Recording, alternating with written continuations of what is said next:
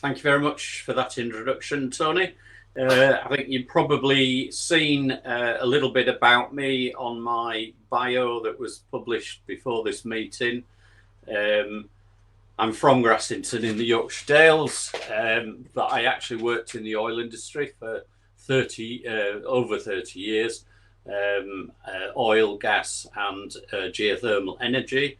So I'm a professional geologist, but I've returned to this area now to put a little bit back into the system.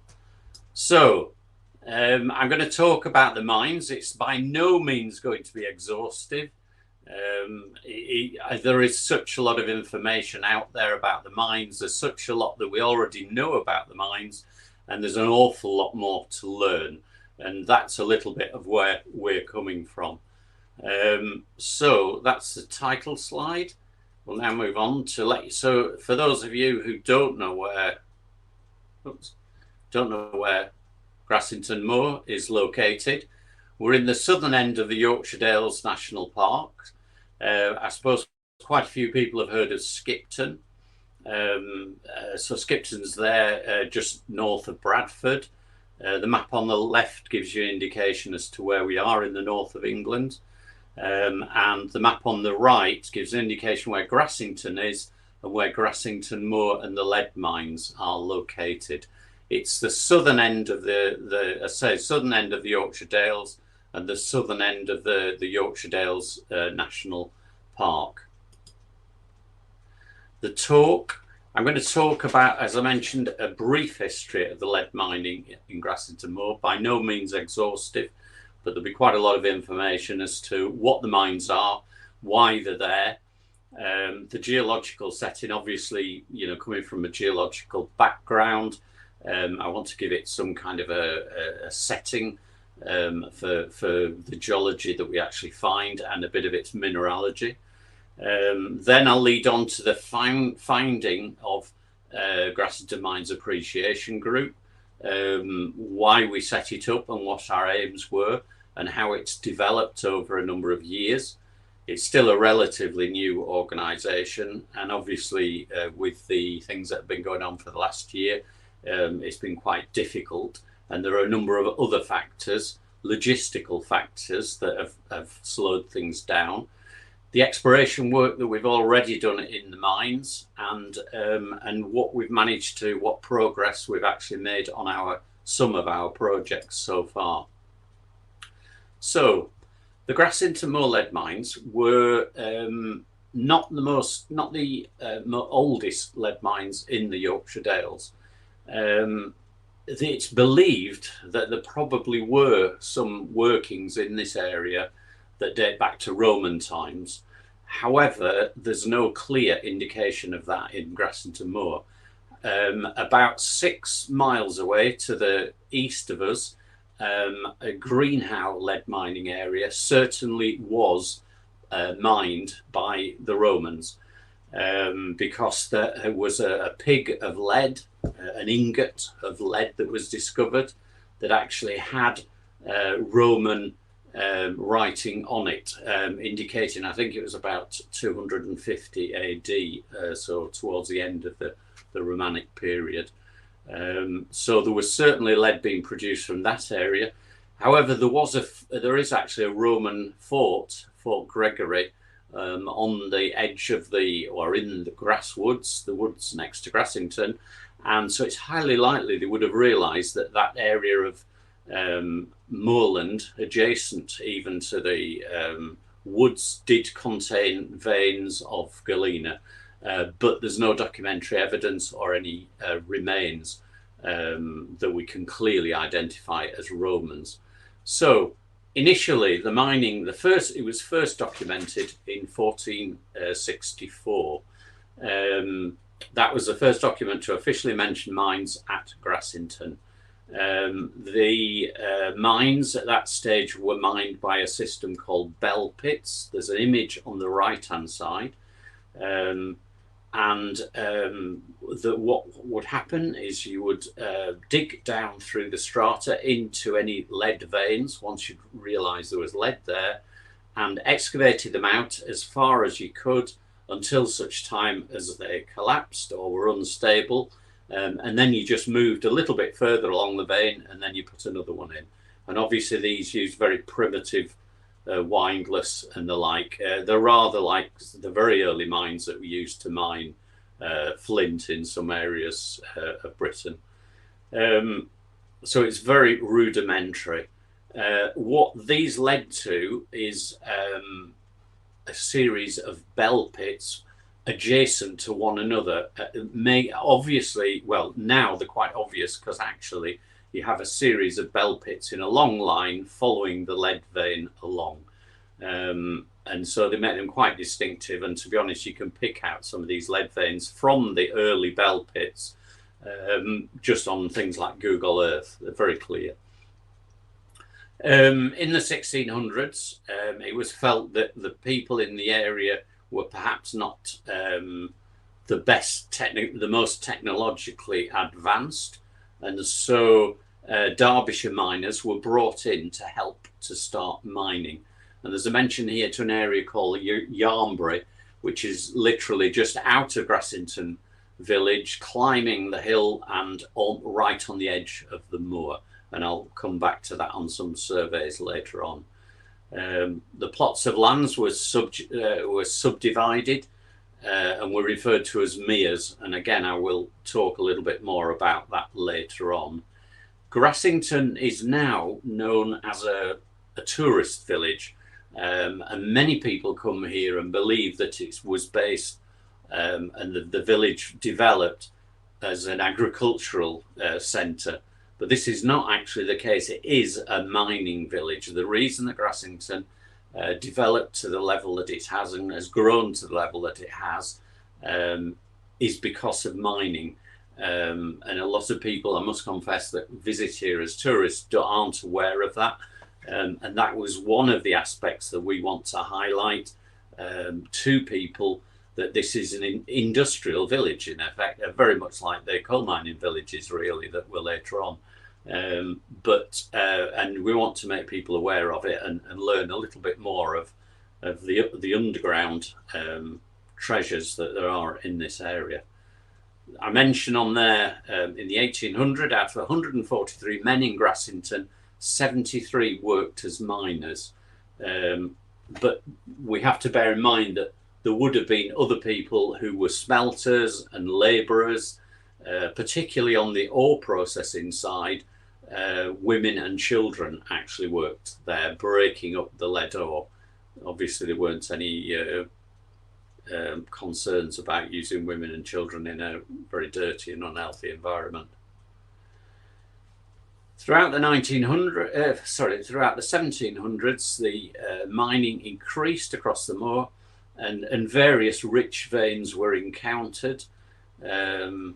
However, the output of the mines did decline, and it's very cyclical when you look at the output of the mines from the records, that there were periods where veins were discovered and large quantities of lead were produced, and then this is followed by periods where that gradually declined. Often some new technological system was introduced into the mines, and again I'll discuss that later on, and then more development of the mines took place and the output went back up again. The structure of Grassington Moor is such that it doesn't really have many sort of steep-sided valleys that intersect or go deep enough down to intersect the lead veins, or the veins bearing the lead ore. And as a consequence, the adits couldn't be driven in from the sides of the valleys to intersect the veins, which would also be for production, removing material, and also for drainage.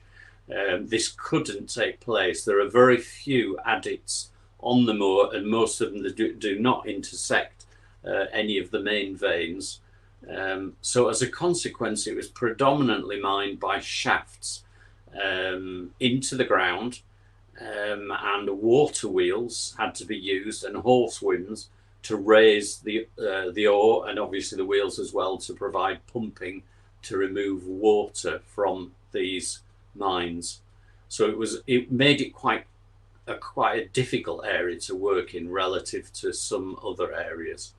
By about 1770, drainage was a massive problem for everyone, for all the mine owners, and it would have been very difficult to put a long adit in, and certainly beyond the means of individual mining groups.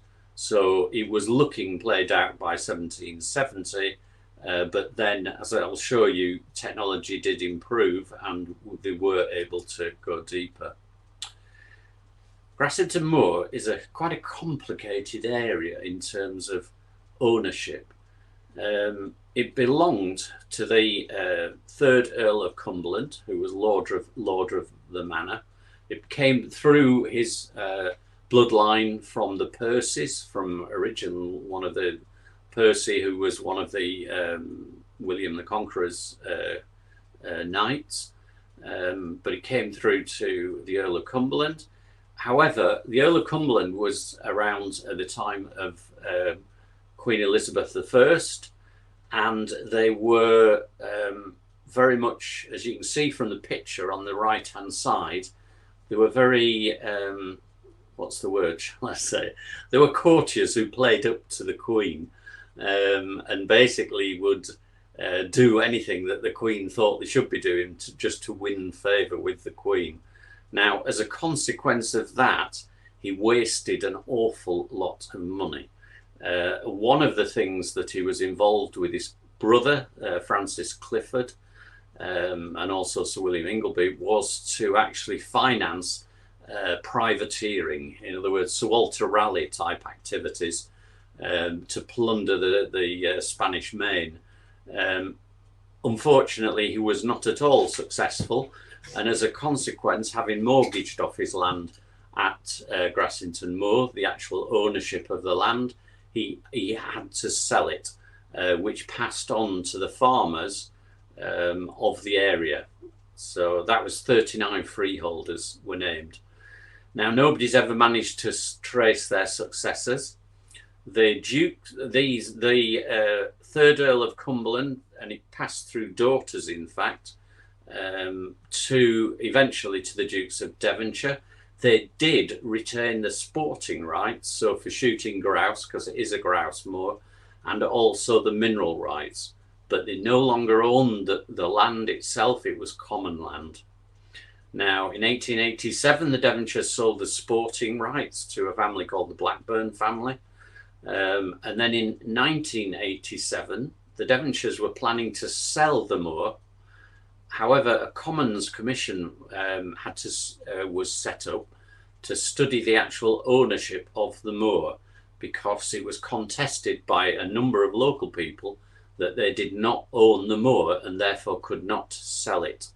And there was all kinds of evidence that was brought in to suggest that they were the owners of the moor, because they'd received compensation from Grassington Moor when it was used as a shooting range during the war, and damage to buildings, and as I mentioned there, surprisingly enough as well, in one of the spoof James Bond films, Casino Royale, it was filmed up there, and they received money from that, and also a gas pipeline that was run across the moor.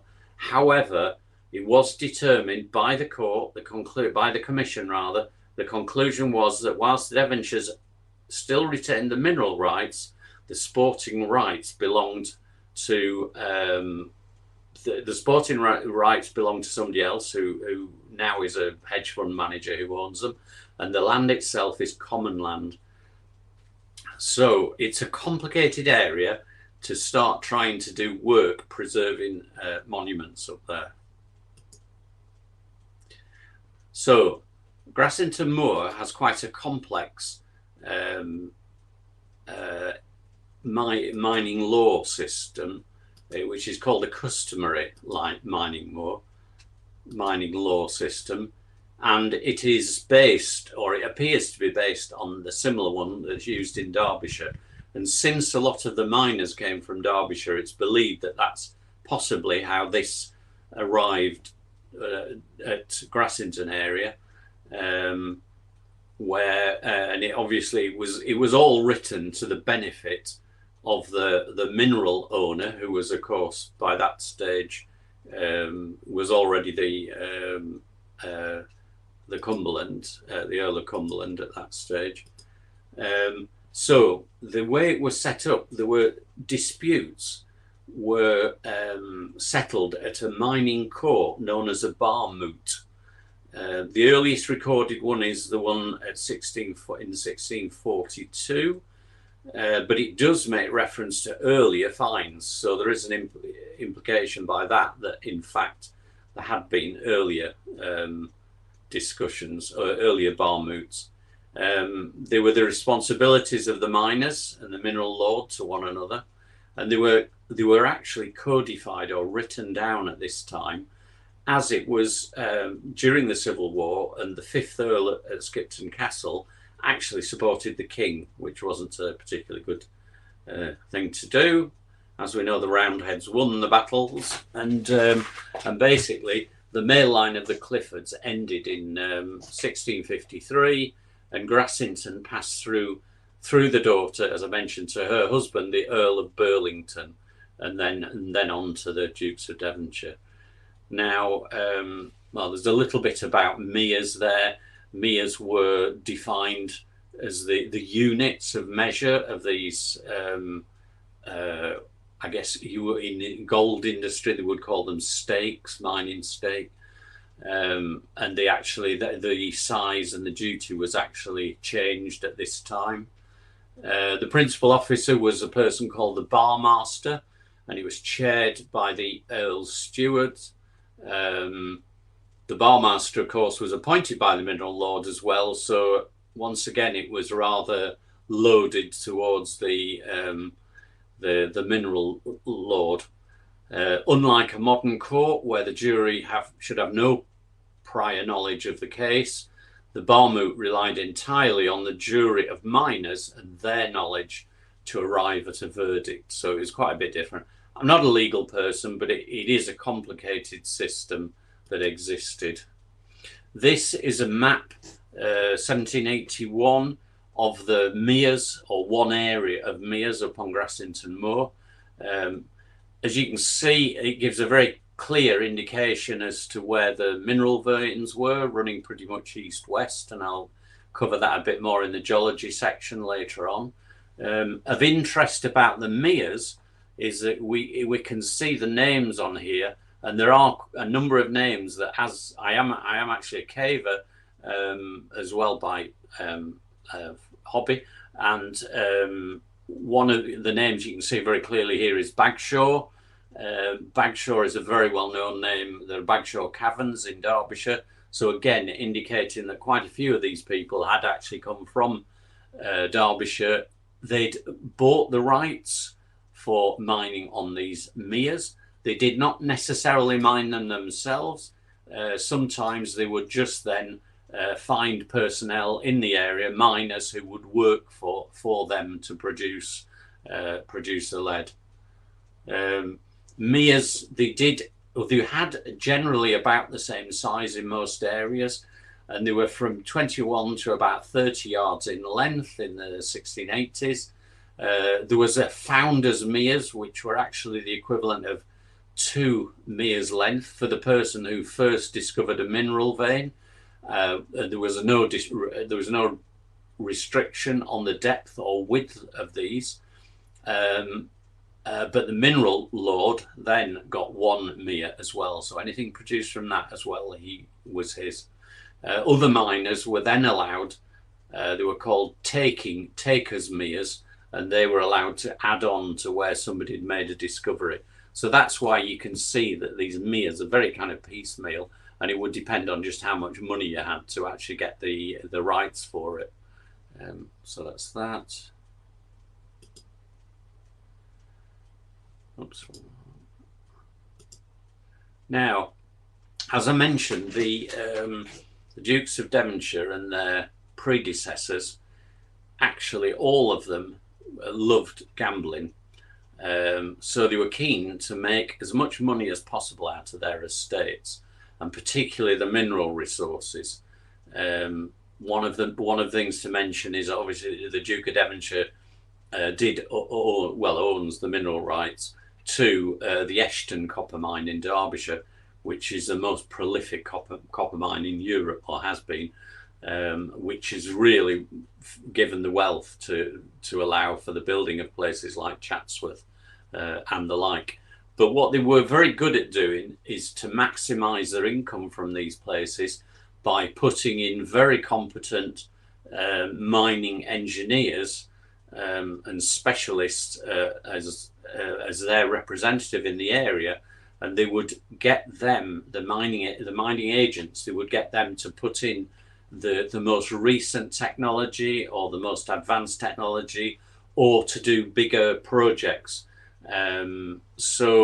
Most of the big projects on Grassington Moor that stimulated development were driven by the Dukes of Devonshire, putting some finance into that. So one of the main things was that they realised that the main issue was lack of water, where it was needed actually up by the side of the shafts for power, and also for both for lifting and for stamping areas. And the height of the water table meant that the lower levels flooded without pumping. So a number of ingenious water systems were put in place and financed by the Dukes of Devonshire, and it wasn't because of the goodness of their heart, it was to make more money out of it, of course. Now, on Grassington Moor, there's quite a complicated system of water courses. It's very difficult to see on this map on the right, but you can pretty much see the rivers, or streams. There's Blee Beck running down the eastern side of this diagram, and north is to the top of the image.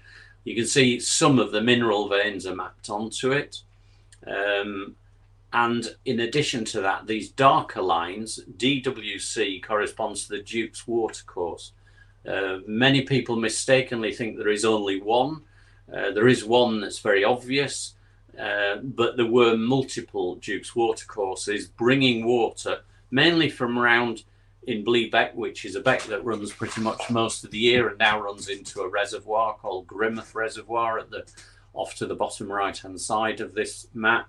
But they would bring that water across to where the mines were, and where these little circles with lines through them are drawn, this corresponds to where there was a water wheel. So the water was used multiple times as it ran through the area. It wasn't just used at one point, it was used in one point and then it would pass on to the next place and be used again, both for winding and for stamping and for pumping. So it was a very complicated system, and round about the time that this had been completed, this area was considered one of the most highly technically advanced areas in the country. And certainly in the 1730s, there were a group of French mining engineers came across and toured the country, but Grassington Moor was one of the places that they visited to see the latest technology being used. So it was a very significant area. The Duke of Devonshire in 1790 took the decision to drive an adit in up Hebden Gill, so that was on the south of that map. The idea was that it would be big enough to run barges up and down to remove lead ore from the mines, and obviously it would drain the lower sections of the mines that currently flooded very easily. There's a picture there on the right hand side. You can use a dinghy or you can wade up there. It's very thick mud. Sam and I from the society have actually been in there, and we've a pair of waders will get you through it, but it is very muddy and very quite unpleasant. Unfortunately, when they were it had taken them about 10 years till a new mine agent came into the area. He realised very quickly that there was no point in making it the size to run boats up and down, because the main processing plant and the furnaces were further up this gill, and as a consequence The material that came out on this boat level would then have to be carried all the way back up the hill again. So it was decided to carry on a smaller diameter, and beyond a certain point, that's what we can still see. However, it is collapsed after about 1.2 kilometres. There isn't any access into the bottom end of the mines, which would be very interesting at the current time. Now, the miners. As I've said before, were very exploited in many ways. Every month, their picks, shovels, hammers and drills prior to working were weighed, and it was to calculate how much metal had been worn off their tools, and therefore they would be deducted that amount from their wages. They also, from the mine owners, also had to pay for their candles and gunpowder that was being used. So it was, and they were considered quite low status. The miners generally worked an 8-hour day and a 5-day week. However, later in the life of the mines, that was extended to a 12-hour day. But they would walk up from Grassington, which was 2 to 3 miles to the entrance of the mines, and work. Children worked in them around the mines, generally not actually down in the mines. And the life expectancy was 46 compared to 56 for those in other professions due to the serious lung disorders. I would point you in the direction of a book called Men of Lead, written by David Joy a couple of years ago, who happens to live in Hebden Gill, and it's a very good read, and I will at the end of this I'll give a list of references, and that's very good to read. Right, the structure of the ore field. As I mentioned before, due to the topography of the area, with very few valleys, it had to be mined by shafts. It also didn't have the watercourses, just a few, so leats or man-made watercourses were actually run, and lots of dams. I didn't mention, but as part of the Duke's watercourse, there had to be a series of dams in Bleebeck, up above Grimouth Reservoir. These have since been breached, but they're still very clear. So water was a real resource in the area. The mineral veins, interestingly enough, are roughly parallel or sub-parallel to the North Craven Fault, which is a little bit to the south of here, which again I'll show later on. There's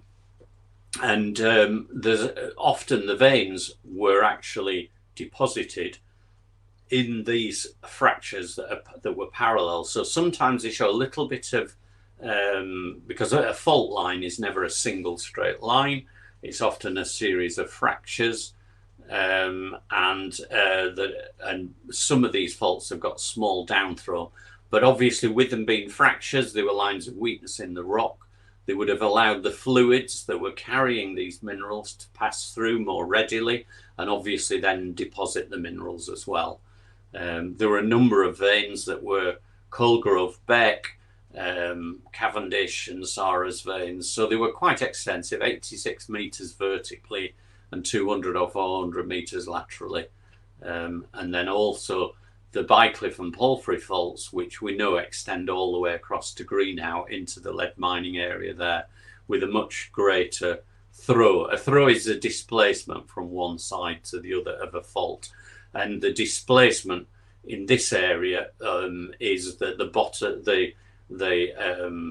the low side of the fault is to the south. So the bottom side, the side that's down thrown, as we say, is on the south side of the area.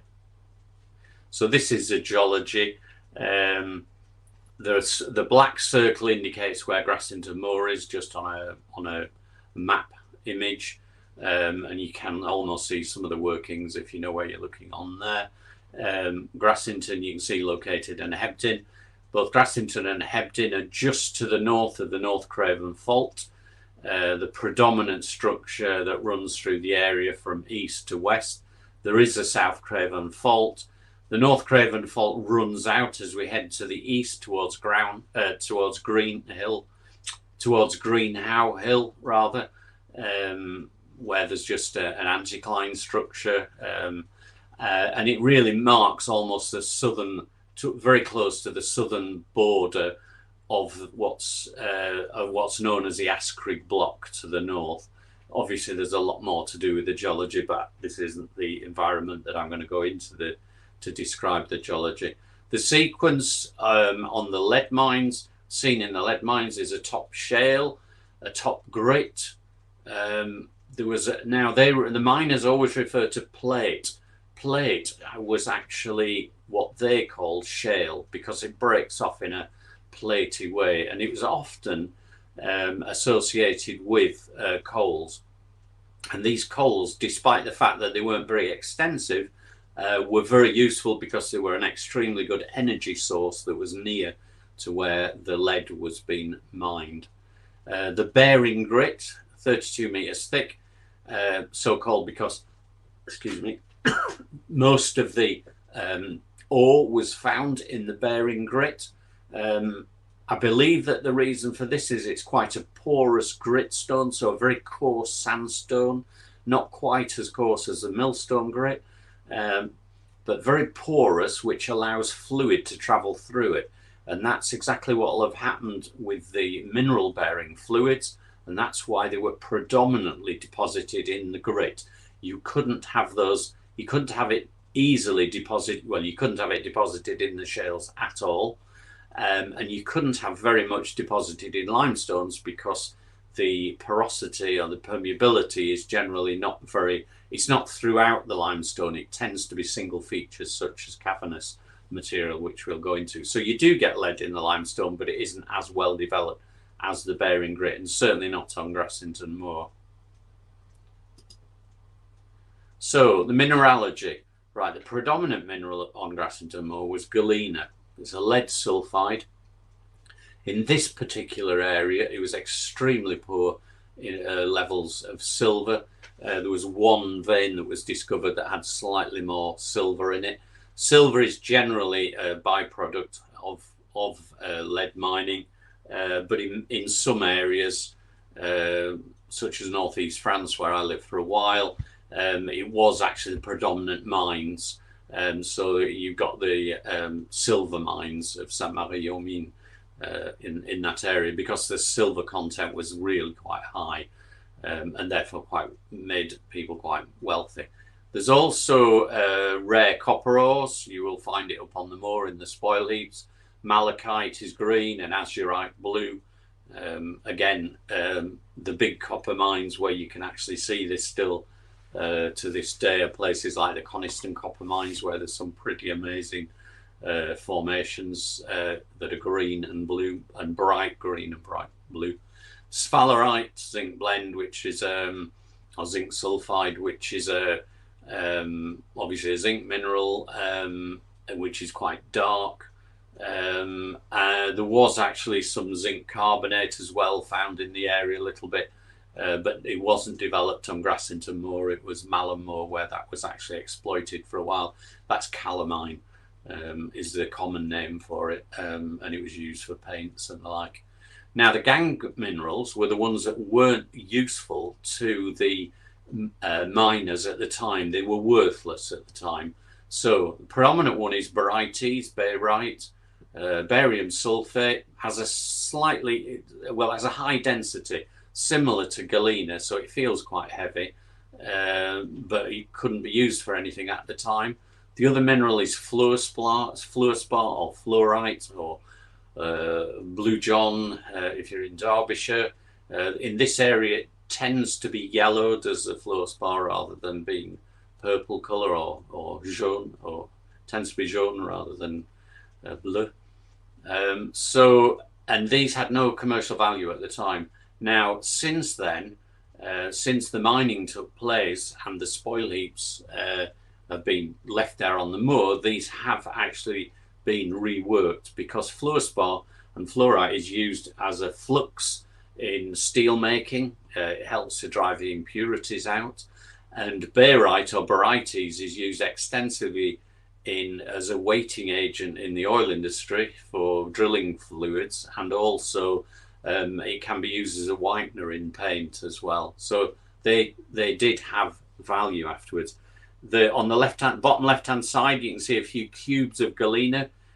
Galena has a cubic symmetry, so the crystals tend to be cubic, like a lot of iron pyrite sometimes is cubic as well, and in fact fluorspar is actually a cubic crystallography as well.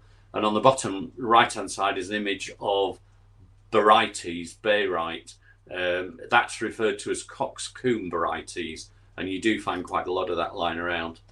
Right, the lead smelting at Grassington Moor, the early smelting was by Bale Hill or Bales, and it was simply on the top of a hill, a ring of stones with an opening to the southwest, the predominantly strong wind direction, and you actually just put the fuel and the minerals, the galena, on the top, and it literally was set up so that it would pour out into a catching area. The first proper smelt mills in the area, the first one was on the River Wharf, just opposite Linton Church, in fact, and that was built by the 4th Earl of Cumberland. However, the pollution produced by it was very significant, as it was right next to the river. It was decided that this wasn't actually the best location to have it. So the smelt mill was then moved, or another one was built rather, up at Hebden Gill. That small mill, interestingly enough, is located next to a stream that's called Coalgrove Beck, for obvious reasons that it must have been using the coal from Coalgrove Beck at one stage as a fuel supply. Eventually, the small high mill was closed, and a much larger one was built in 1754. The remains of which remain. You can actually see them. These were reverberatory furnaces, where the cupolas, now they're referred to often as cupola smelt mills. There's an image on the right hand side. It's where the heat, where the energy source, the coal or the chop wood that was used. Chop wood was kiln dried timber that was used as fuel. It isn't actually in contact with the ore. The actual heat is is refracted actually over onto the lead ore to smelt it. Problem with the smelt mills again was pollution. So as I mentioned before, the farmers and the like on the moor who owned the moor were very unhappy that a lot of sheep were dying and the land was just not growing as it should be. And as a consequence, flues were built. These are they look like adits almost when you see them, but they're not at all. They're actually just like a chimney flue, and they do lead to a chimney right on the top of the moor. These flues were not just to keep keep the pollution levels down, but also they realized that when they were smelting, an awful lot of the lead was disappearing literally up in smoke. And with the flues, they actually had condensers built into them. These condensers were silver birch brushwood with running water, and these would capture 4 to 6% of the lead production from these furnaces, and it was very, very pure. So that was the kind of lead that would have been used in various delicate sort of instruments that required high quality lead. Mining finished in 1885 up there, and again I'll go into a few more details on that, principally due to cheaper imports of lead from abroad. Spain and Portugal started producing large quantities of lead, and the price dropped.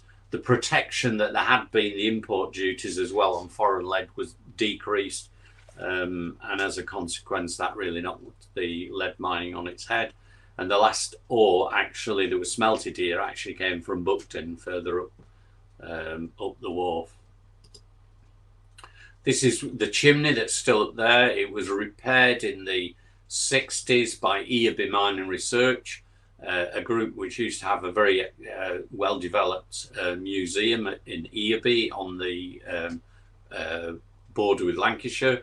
But unfortunately, that a lot of their materials it's closed now due to lack of funding, and they have moved a lot of the materials to Hawes Museum. So if you ever want to see some of the mining remains, Hawes Museum certainly has the best collection.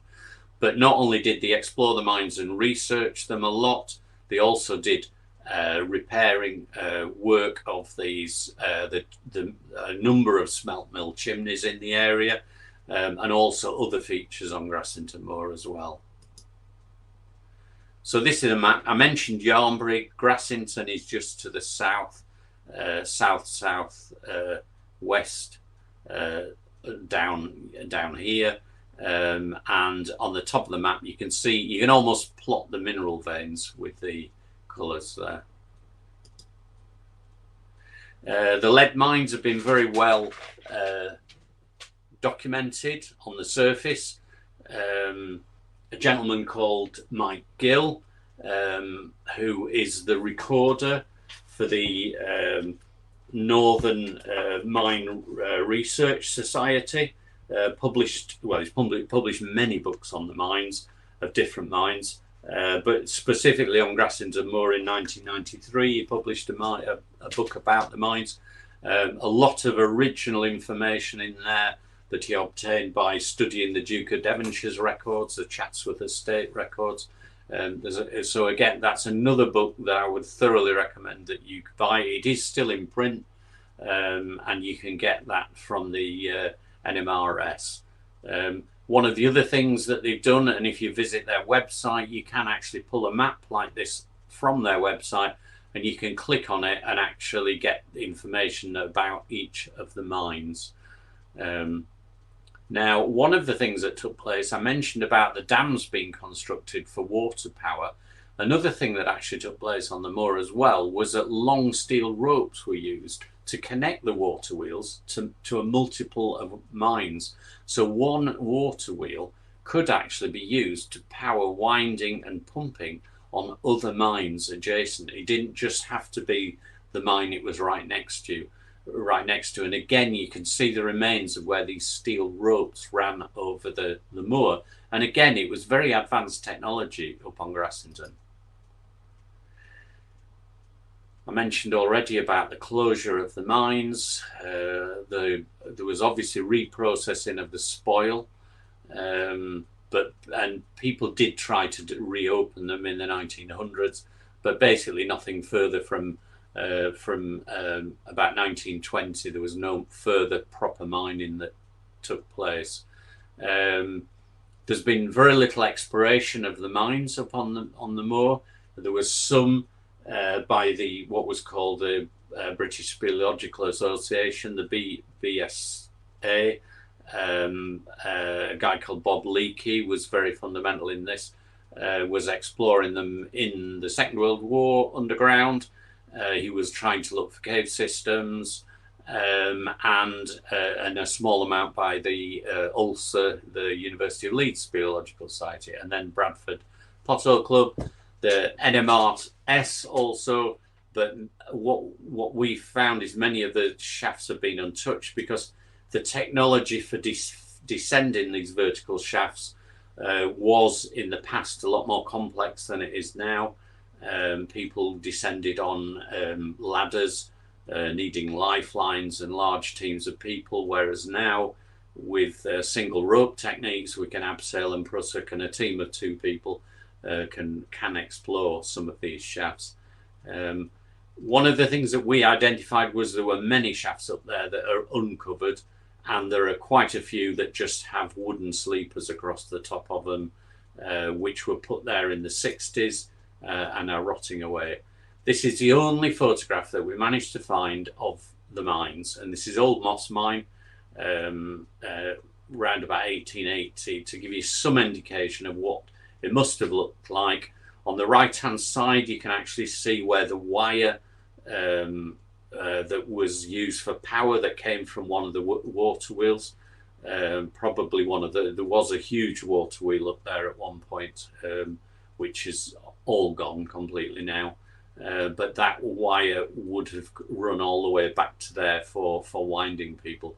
So it's kind of quite primitive. It looks almost like something out of the Wild West kind of style, but that's what it was. So a bit of background now on the Grassington Mines Appreciation Group. Now, giving you the background on the history, why it's there, what they were trying to look for, the miner, why the mines started. Sam Roberts and myself are both members of Wharfedale Fell Rescue Association, and we identified that these shafts were becoming an increasing hazard to people up on the moor, and the potential for an accident, and it would be a serious accident. People falling down there. Certainly Sam and I would be two of the people that would actually get called out to pull the body out, because it would be a body case. Now, Sam's going to give a talk later on about mine rescue in a month or so, I think, to Subterranea Britannica, and I would encourage you to see that. It's very interesting, and there's a lot of details, so I won't go into it now. But that made us think that we need to do something. It's a thorny issue that's been sort of pushed down the road for many years to do something about the mines. Now, so we sort of set out, these are what our goals are.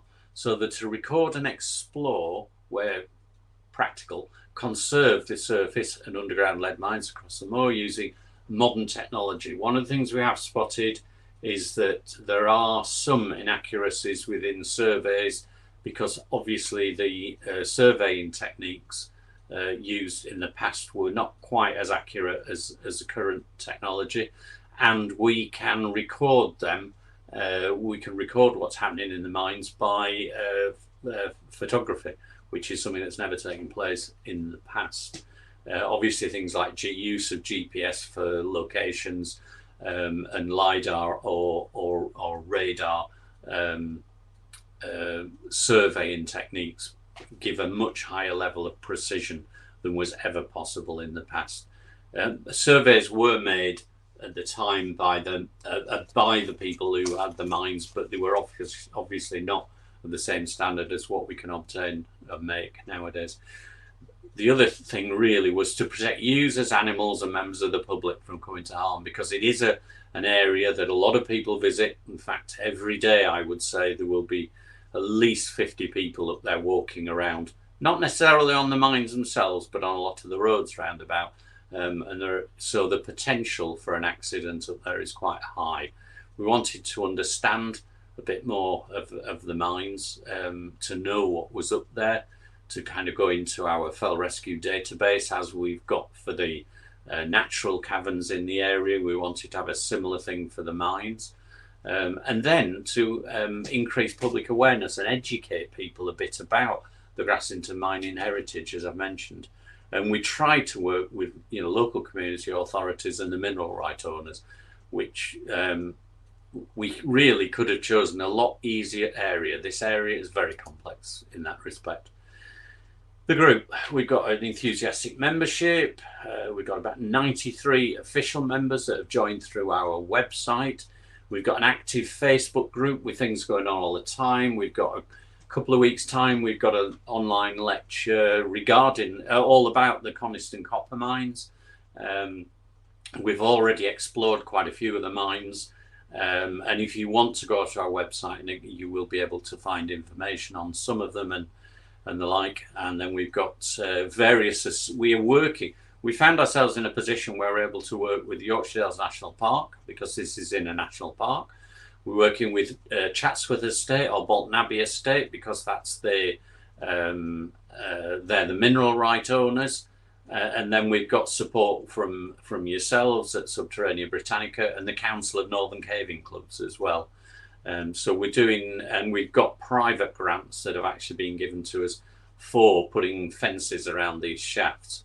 So, as I mentioned before, this area we could have chosen somewhere that was a lot easier, because not only is this common land, so it isn't owned by any one person, so you can't just get permission off the landowner. The mineral rights are owned by Chatsworth Estate. It's also an area, it's a scheduled ancient monument. So not the whole of the moor. There's Yarnbury at the bottom left-hand side here, but most of what's known as the Outmoor, where we're looking at preparing fencing around the shafts, is right within the scheduled ancient monuments. So it's taken quite some time to get the paperwork together for actually doing the preservation work that we would like to do. This is a committee as it stands at the moment. We've got Sam, as I mentioned, member of Fell Rescue, up Wharfedale Fell Rescue, Bradford Pothole Club, myself, resident geoscientist, Uffra, and I'm actually secretary of the Craven Pothole Club. And then we've got Adam Clenton, who's our secretary, who's a master stone mason and was resident in Cornwall for quite a long time, and has a huge enthusiasm on geology and the like. So we're quite an eclectic mixture, really. This is the website. So it's very simple, grassingtonmines.com. Lots of information there, and I would encourage you to go and just have a look at it. There's videos, there's photographs, there's a little bit about the different mines that we've explored. In fact, there are accounts. And then there's a Facebook page. So again, if you search Grassington Mines, you can find information there about it. Right, I think now you've probably heard me droning on for quite long enough, and we will go to a first video. The first one is Beaver Shaft. Oops. I'm just going to see if this works. No, that's not the right one. Oh, we've gone straight to New Peru mine. New Peru is up in the northeast of the area. It's a very deep shaft, an 80-metre shaft with rotting timbers across the top of it, onto which there's been some material piled up, so making it a huge hazard. These were the conditions when we went down. We had to move one of the sleepers that had been put there in the 60s. And then we have a system so the rope doesn't actually touch the side. There's a roller box, and this is the video.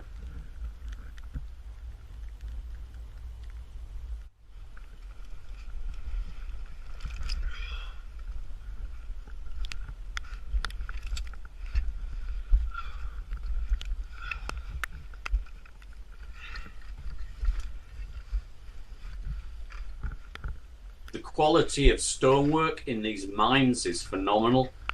It's incredibly good, whereas it's weathered on the surface. It's obviously not weathered underground.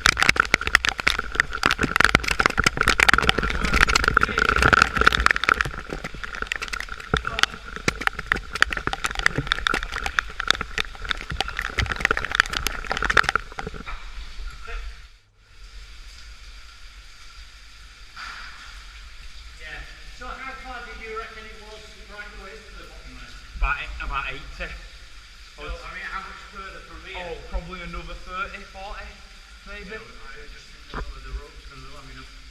Explore. Yeah, it looks good. Very squelchy, very loose. There's a lot of rotten wood in amongst it. Right. I mean, I'm certain it's not a fault floor because it wouldn't support this amount of water. It was fault floor.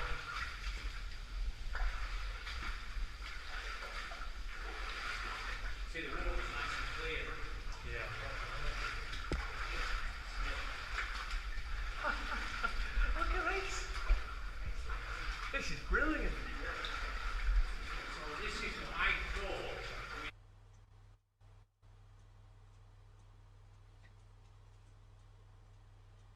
Right, I think that's it.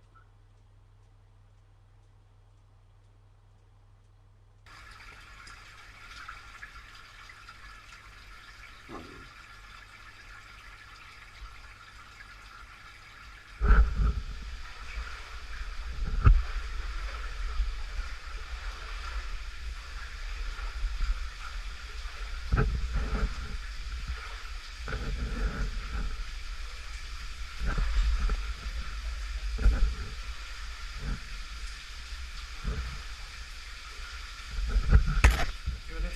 Yeah.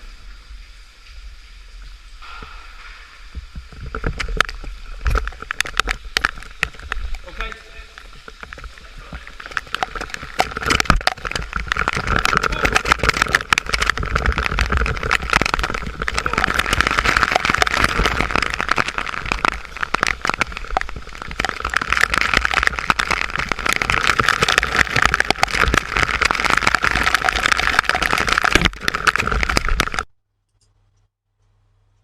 Right, I think we'll go back to the slideshow if you can now, Tony, please.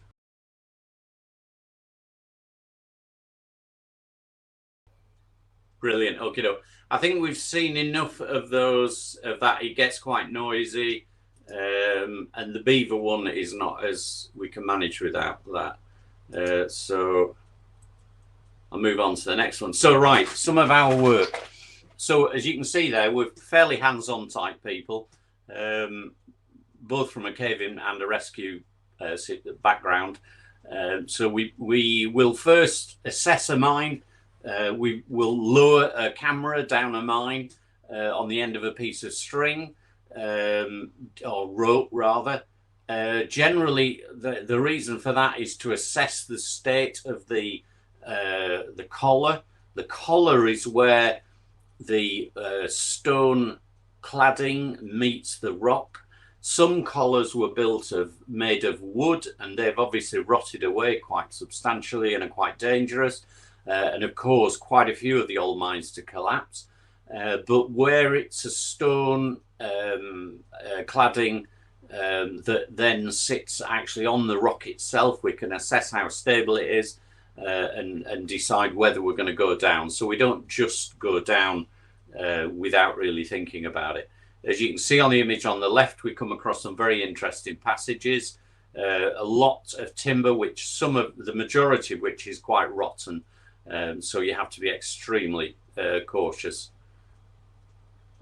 We found a number of artifacts. There's a star drill on the left hand side that will be hammered in.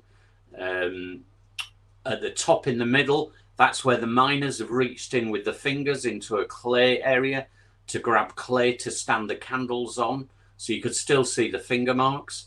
At the centre there, we've cordoned off quite a large section because you can still see the clog marks. Those are hoop irons on a pair of clogs. That's the markings that they leave on the floor. And on the right hand side, you can see Sam with a vessel, a drinking vessel, quite rotten away. It was obviously metallic.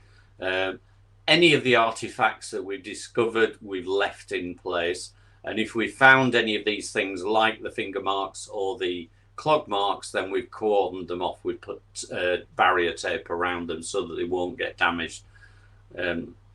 We did come across, as you can see on the left hand side, some engravings of dates, so 1839 in one section of passage. There were some initials as well that are not shown on that, and I can't think what they were offhand, but sometimes with the initials you can actually work out who the miner was, knowing which mine. This is in Chatsworth Mine, so that's one of the mines we've explored, and we found the clog marks and everything, so it's obvious that nobody's been down. On the right hand side, a piece they're called chairs, and it was like what the rails were actually held in place onto the wood, onto the sleepers. The sleepers often rotting, but the chairs are still there. They haven't, or some of them are. The majority of the rails have been removed because obviously they could pull them out and make money from them. This was us lowering scaffolding poles down to do some stabilization work. And you can see on the right hand side, you can see us descending one of the mines. Obviously, adjacent to the mines where the material came out, quite often there were stamps, there were areas of crushing plants, and so you get a lot of this crushed material around. So again, I would encourage you to have a look around up there. You can find some nice mineral specimens, but bear in mind the hazards that there are there. We've also, that's on the left hand side is showing how we've cordoned off where the clog prints are. You can still squeeze along the passage just on the left and the right, keeping your feet there. On the right hand side, that's our Up Wharfedale Fell Rescue vehicle. We assist farmers.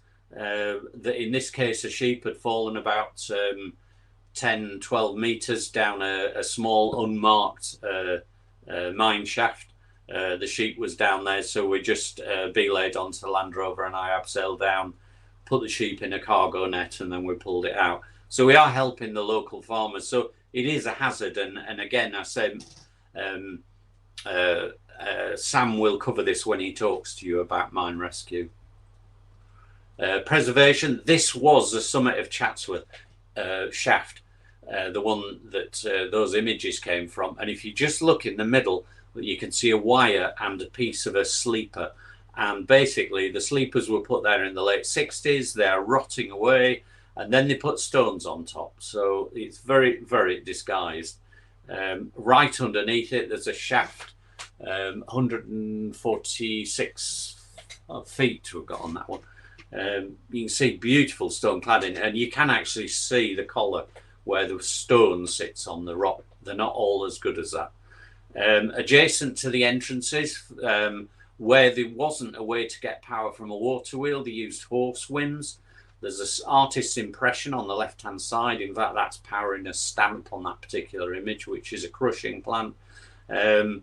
These are very clear on the moor, and one of them is there's me stood in the middle of one on the right hand side there, and the shaft is at the middle of the right hand side of that photograph.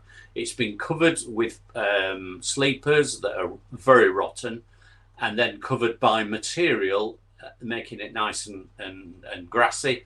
And to be honest, if you were taking a picture of that horsewhim, which has been repaired by EB Mine Research, you would probably stand on top of that without realising it, that you stood actually on the top of a shaft, a very dangerous shaft. That's New Peru, the one that you saw the image of.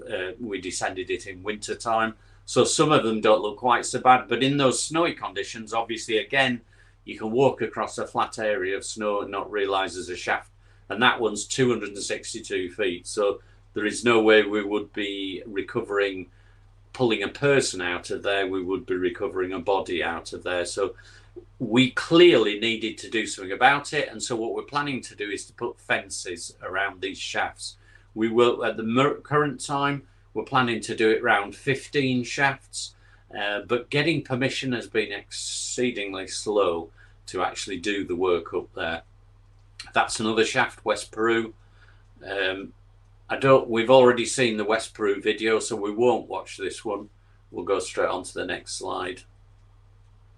Right, the progress. During lockdown, we've got permission for performing the fencing work on 15 open shafts. We're just waiting for the common land consent, and that should be within the next few days. But the consultation period has ended and there was no objections. But we have been told we should be getting a decision round about now. But again, that's been slowed down due to COVID and them not meeting.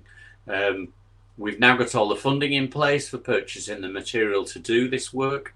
There's a list there of everybody who's given us funding, including personal members.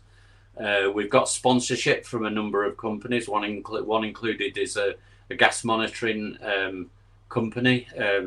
We've been given some gas monitors, some ones from the Fell Rescue, because they've been replaced recently, and they've now been calibrated and are ready to use in the mines. There isn't a significant problem with bad air because, and certainly not methane, because there isn't any coal in these mines. But obviously there could potentially be bad air due to lack of air circulation. And we're also got one of our local fencing companies who are helping us to have the materials. So we plan to start work when the lockdown eases. Now that's the plan, to put fences around the shafts. There's a shaft there in the middle which you really wouldn't know if you weren't looking for it. And the other thing with Grassington Moor, one of the attractions, is that there are caverns under Grassington Moor, natural caverns within a limestone vein. They were encountered from the turf pits, and obviously there is a vein called Cavern Vein, and these may, within the limestone, indicate something, part of the drainage pattern on Grassington Moor, how it ties into two adjacent systems to the northwest. One is called Mossdale Caverns, which is a very extensive cave system, and another one is the Langcliffe system. So it would be nice at some point to be able to get through, because the miners were not interested in caverns. They used them for getting rid of deads, in other words, waste material, so they didn't have any interest in them, and obviously not as cavers would do. And there's another map just in relation, a superposition of the diagram on top, or the map rather, on top of a satellite image of the area. We want to carry on exploring. We want to do more exploring once we can actually get back there in a group. It tends to be small groups. You've got to have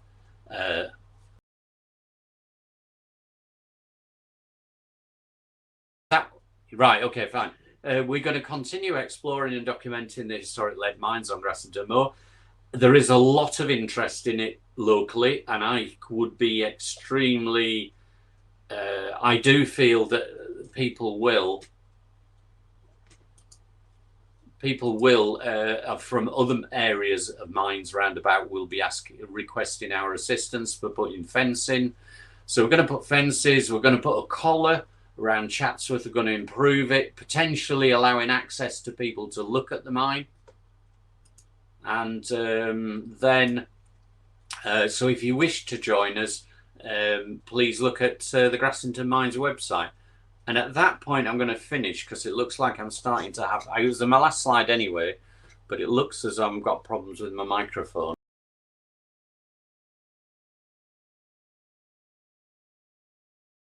Now, yes, John? I can do. Right, fascinating. So, fallen down a mine shaft. Yeah, somebody has fallen down a mine shaft. Unfortunately, it was somebody trying to go down one of the mine shafts on a rope. In fact, it was a car tow rope. It was too short and he fell off the end. And again, Sam will cover that. So that was Gerald Tomset who asked that one. So somebody has fallen down, and people have fallen down other mine shafts elsewhere. Who else have we got? Oh, Sam's been on there as well. As I say, Sam's is the one to watch when it comes up in a few weeks. Are you on the Q&As? Yes, I think so. Public Q&As. Unfortunately, it's taken me straight to the... I've got where's the lady with the ice creams? I've got to that one.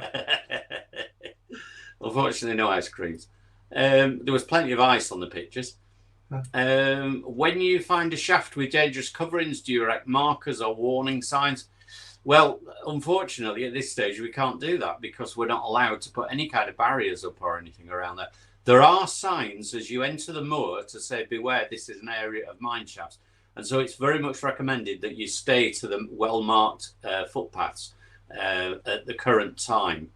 That's that one. So that is something we're going to do with assistance from Subterranea Britannica, is to put some information panels up along the side of the fencing that we're going to put around the shafts. Archaeological excavations on the surface, they have not really archaeological. There's been a lot of industrial archaeological studies, including LiDAR studies, because using LiDAR you can determine the volumes of material and spoil around a mine shaft, and that gives you an idea of the volume that was actually produced. Sorry, I didn't go. Yeah, next question was there were two books. The sort of Bible really is the Grassington Mines, British Mining number 46 by Mike Gill. And I know it is still in print and still available from the Northern Mine Research Society. So I would recommend you go to their website and buy that. The other book that is just an interesting read is Men of Lead, Miners of the Yorkshire Dales. It's much less specifically Grassington, and that's by David Joy, who happens to live in Hebden Gill, just down from the mines.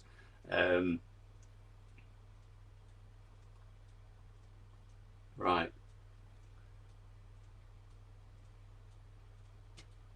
What else have we got? The lead book. Yes. Are you on the Q&A, John? Yes, it's difficult to work out. If I go to the end, new ones keep popping up. Okay.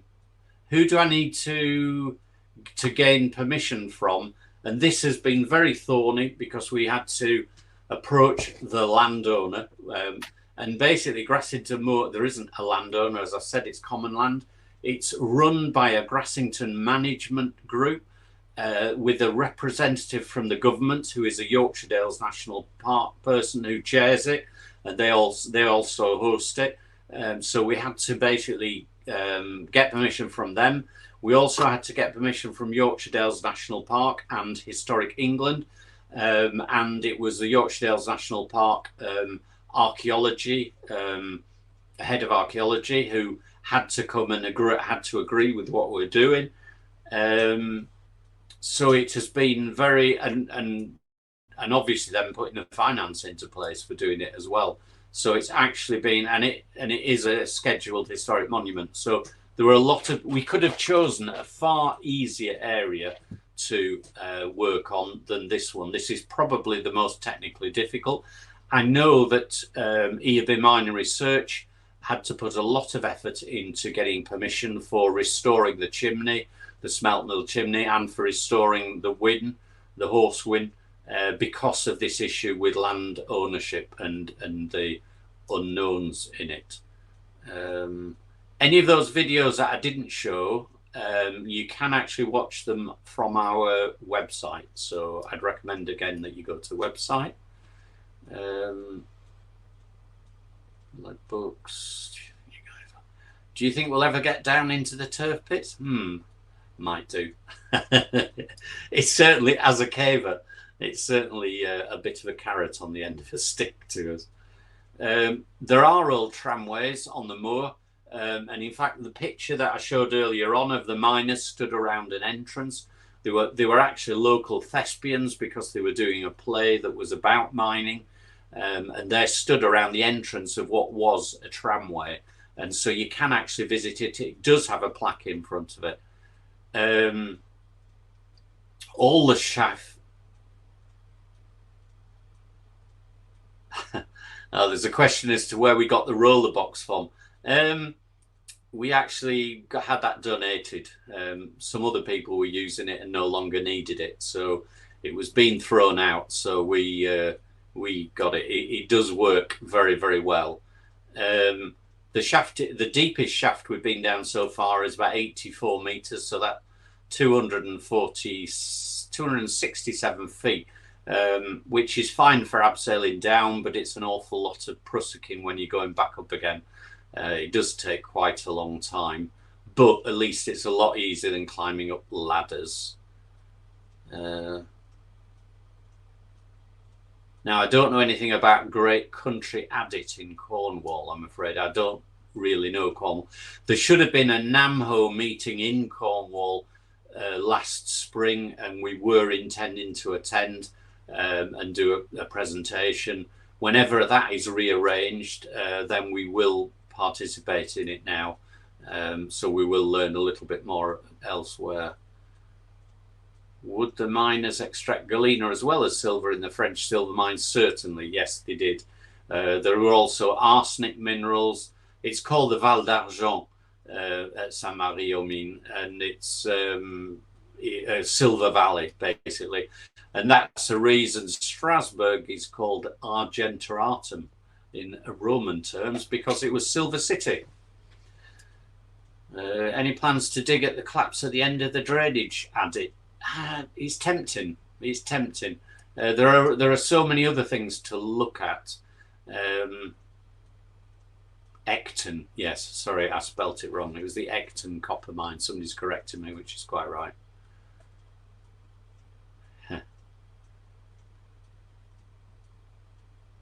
I think I've kind of jumped through all of these.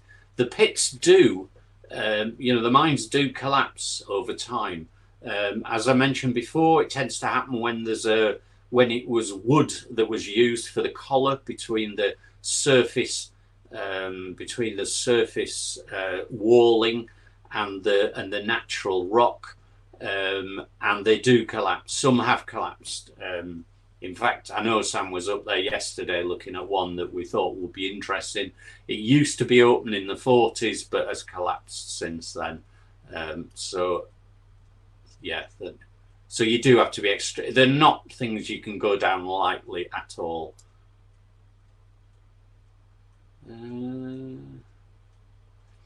Now, in terms of shafts being capped, we're not planning to cap any shafts, because capping them would lose access to the shaft. The idea of putting the fences round with warning signs is that people should not go beyond those, because we would like to keep them accessible, because they are a resource. There are people who would like to visit them, and I know for a fact that our local archaeologists, industrial archaeologists, are quite keen to go down and visit some of them. Now, we don't have any links with the Nidderdale lead mines at the current time. We do have links with some of the people that are involved with the Greenhow lead mines. We've got quite close connections there. Oh, the Namho, I see, is taking place in Shropshire. Oh, that's good. I guess that might be Snail Beach Mine, which is a really interesting one that I must admit I've already visited, which was a lead mine as well. Have I missed any, Tony, that you can see? I'm thoroughly confused, actually. So I've kind of jumped around, sorry, yeah. Sorry. I'm trying to get rid of the ones that what is a gill, anyway? A gill, it's just a valley. It's a local term for a valley, a small valley. There are a number of gills. The Victorians started spelling it Ghyll. So you've got places like Gaping Gill, Troller's Gill, Trow Gill, but it is a valley. Sometimes it doesn't actually have water in it, but generally it does. Hebden Gill is just the gill that runs off Grassington Moor and into the village of Hebden and then onto the wharf. And because of the lead mines, has one of the highest levels of lead and pollutants of any stream apparently in this area of the Dales. One of the reasons, and as a consequence of that, that's one of the reasons that the national parks do not want people interfering with the spoil heaps, because the more you move the spoil heaps around, the more minerals are leached out in the next rains, and the more leaches out into the streams and into the rivers. So it's not encouraged, and it's positively. The farmers were trying to use it at one stage to improve the tracks, and that was stopped. And the national parks will bring in small pieces of limestone, sort of limestone rubble, basically to repair the tracks, which is much more inert. Yeah. So Men of Lead by David Joy, which is a very readable book. I would recommend but it isn't specifically Grassington Moor, whereas the Grassington Mines, there you go. Somebody at Mike Moore's picked it up as well. You can still get copies of that if you contact NMRS, and it is a brilliant book. And Mike, we've been and chatted to Mike as well. He's a brilliant guy, knows a huge amount about all the mines actually, not just Grassington Moor. Actually, Mike Moore runs more books. He's probably got them in stock as well. So yes, I would think so. But you can buy them directly from NMRS, and I obviously that would it gives them a bit of a cash flow, I suppose, doing that as well. So and they are an interesting society as well. If you are interested more in mines throughout the Britain, in fact, they're not really. They are northern, but they cover a lot of different kinds of mines. There's a question from Mike. Do you think Mossdale and Langcliffe Black Keld, which is a resurgence, are actually connected to the Lost Caverns? I think the whole lot are connected somehow. Whether they're all part of the same current hydrology, the current drainage pattern, I wouldn't like to say, but I believe that they will all have been connected at some stage. So yeah, I think, and that's why it would be good to get into the Lost Caverns, to actually look at orientations of passages.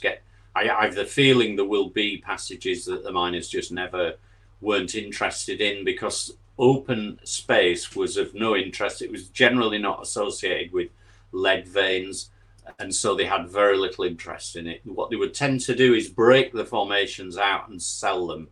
I'm also helping out at Stumpcross Caverns. There are some caves up on Greenhow Hill, one of the 3 caves that you can visit in the Yorkshire Dales, and fortunately they were discovered by a couple of Derbyshire lead miners who realised they could actually make money running them as a tourist attraction. Otherwise they would have just taken the formations out and sold them, which did happen to a cave about 20 years before, and they're currently now hanging in the caves in Cheddar. Okay, John. Well, we've about run out of time now. Thank you very, very much indeed. I think everybody's enjoyed it. You'll be able to pick this up on our YouTube channel, and keep up the good work, and hopefully we can help you out with some more money at one stage or another. That'd be great. Okay, well, we'll keep you posted anyway on our progress, because it is Wonderful. ongoing. Yeah. Wonderful. All right. Thanks very much for your time, everybody. Good night, everybody. Good night.